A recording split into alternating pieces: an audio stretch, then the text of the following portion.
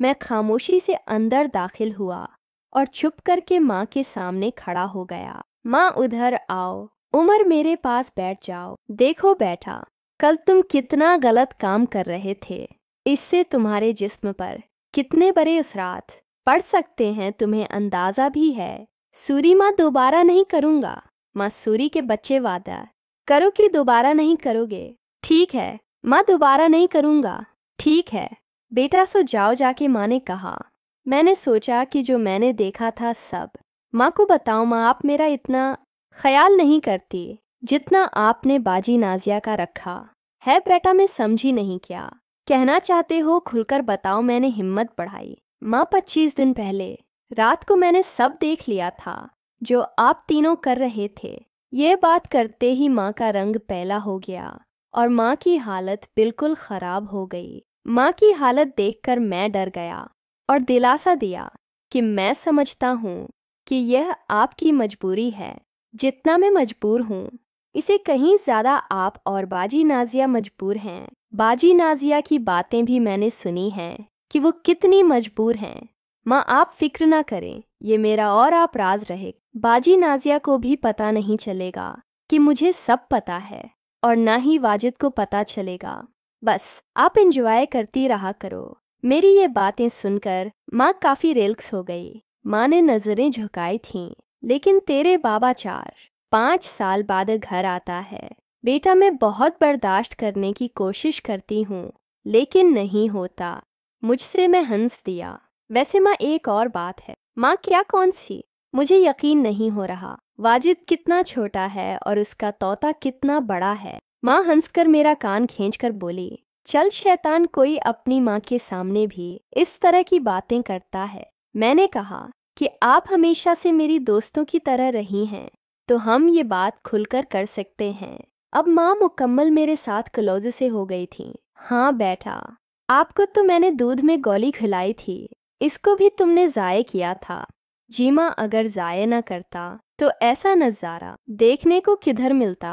अच्छा माँ, मेरी एक रिक्वेस्ट है, वाजिद को दोबारा बुलाओ ताकि मैं दोबारा फिल्म देख सकूं। चल कमने ने, अब तुझे अपनी माँ को ऐसा देखकर अच्छा लगता है। माँ प्लीज़, मेरी खातिर ठीक है। अभी तो 25 दिन हुए हैं कि वाजिद यहाँ आया था। प्लीज़ माँ, खाला को कोई बहाना बनाओ और कुछ करो। ठीक है, कल बात करेंगे। अभी तो रात के 3 बज गए हैं। नहीं माँ, अभी कॉल करो, वो लोग देर तक जागते हैं। है ना, कल ही वाजिद को भेजें, उमर बीमार है। मार्केट से सामान लाने वाला कोई नहीं और मुझे तकलीफ होती है। हना खाला ने हंसकर कहा कि उमर तो नहीं है तेरे पास। माँ ने मुझे चुप रहने का इशारा किया। नहीं, वो अपने कमरे में सोया हुआ है। अच्छा, बस कल जल्दी भेज इसको। खाला ठीक है, लेकिन वाजिद को ना पता लगे। माँ ठीक है, फ़ोन बंद कर दिया। मैंने माँ को हैरान नज़रों से देखा।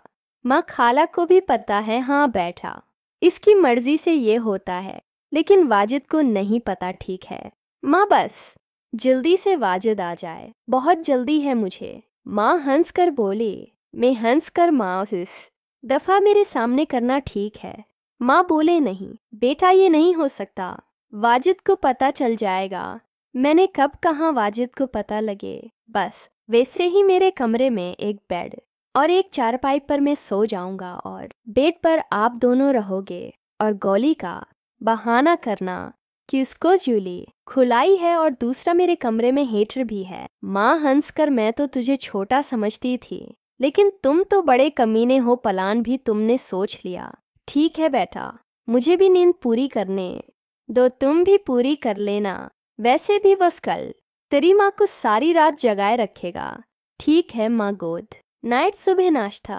क्या तो वाजिद की कॉल आ गई। उमर माँ बता रही थी कि आप बीमार हो। हाँ यार, जल्दी आ जाना। ठीक है, मैं निकल गया हूँ। माँ को खुशखबरी सुनाई बैठा। वाजिद के सामने नाटक करना उसे नहीं पता लगना चाहिए। ठीक है माँ, वाजिद का टाइम हो गया। माँ भी गजब की तैयार हुई थी और वाजिद भी। माँ ने उसे गले लगाया। मैंने भी सलाम दुआ की। माँ ने वाजिद को एक समय दी कि बेटा, मैं चाय बनाकर लाती हूँ। वाजिद ने बताया, खाला जान, मैं थोड़ा आराम करना चाहता हूँ, सफ़र की वजह से थका हुआ हूँ। माँ मुस्कुराकर बोली, ठीक है बेटा, मेरे कमरे में सो जाओ। वाजिद माँ के कमरे में सो गया और माँ खाना बनाने चली गई और हम बाहर घूमने गए। शाम को घूमने के बाद वापस आए और खाना खाया। खाना खाने के बाद माँ ने बताया, चलो उमर बेटा दूध पी लो, किचन में पड़ा है। कुछ देर बाद में वहाँ गया और वापस आ गया। माँ मुझे नींद आ रही है, लेकिन मैं तो इसी इंतज़ार में था कि कब ये फिल्म स्टार्ट होती है। कुछ देर के बाद माँ और सल बातें करना शुरू हो गए और फिर आहिस्ता आहिस्ता से माँ सोफे से उठकर वाजिद के पास बैठ गईं और बोली, तो वाजिद बैठा और सुनाओ क्या हाल है। तुम आज कल अपनी खाला को जैसे भूल ही गए हो। कोई और मिल गई है क्या बेटा? नहीं खाला, बस क्या कर, माँ कहीं जाने ही नहीं देती और रोज रोज कौन सा बहाना करूं। दिल तो मेरा भी बहुत करता है, लेकिन क्या करूं। आप बताओ कैसी हो? इतने दिन कैसे गुजारे मेरे बना? या फिर मेरी जगह किसी और को तो नहीं बेटा बना लिया? किसी और में इतनी हिम्मत कहाँ? एक तुम ही तो हो जिससे मुझे पूरा प्यार मिलता है। इसी तरह किसी के बस की बात नहीं है। वाजिद हंसने लगा। अच्छा जी, तो ये बात है, चलो आज 25 दिन की सारी कसर निकालते हैं। वैसे खाला अगर यहाँ पर उम्र अट गया और हम दोनों को इस तरह देख लिया तो बहुत मसला हो जाएगा। उसकी मेरी सलाह है, चलें खाला, आप के कमरे में चलते हैं, वहाँ पर कोई नहीं है और किसी चीज़ का खतरा भी नहीं होगा। माँ बोले, बैठा वैसे भी उमर को मैंने 2 गोलियां दी हैं, इसे पता नहीं चलेगा और इस कमरे में हीटर भी है। मेरे कमरे में बहुत ठंड है। ठीक है खाला, जैसे आपकी मर्जी खाला। आपने नाजिया को बुलाया नहीं, अगर वो होती तो और भी अच्छा होता। क्यों बेटा बेटा, आपका खाला से दिल भर गया है क्या? नहीं नहीं खाला, ऐसी कोई बात नहीं। आप तो बहुत स्पेशल हैं, तो बेटा फिर सोच क्या रहे हो? शुरू करो। माँ उठें और दोनों बेड की तरफ चले गए। चलते चलते माँ ने मुझे आंख मारी में कंबल से छिप छिप कर देख रहा था। इसी तरह मुसलसल शोर 5 दिन लगातार होता रहा और फिर वाजिद वापस चला गया तो काम होता है, लेकिन मेरा नहीं हुआ।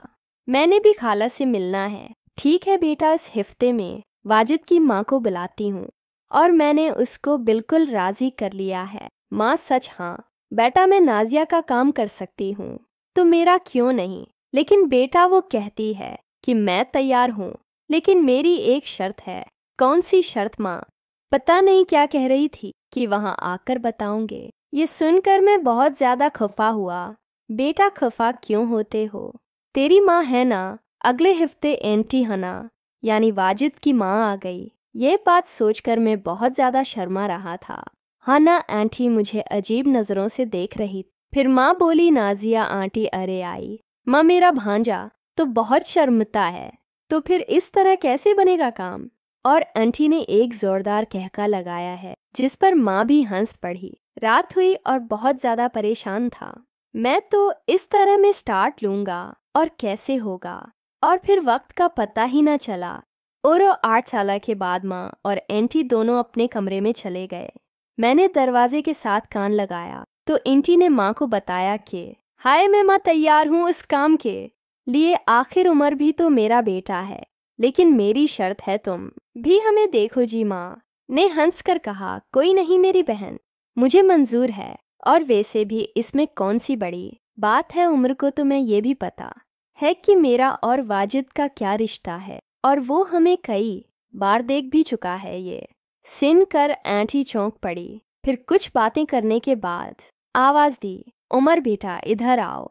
मैं हिम्मत करके कमरे में गया तो माँ बोले, लो बैठा, तुम्हारी खाला तुम्हारे लिए तैयार बैठी हैं। और फिर मैंने खाला के साथ माँ के सामने ही उतारे और सुकून हासिल किया और आसमानों की सैर की। आप तो ये मामूल बन चुका था, मैं खाला की खूब लेता था।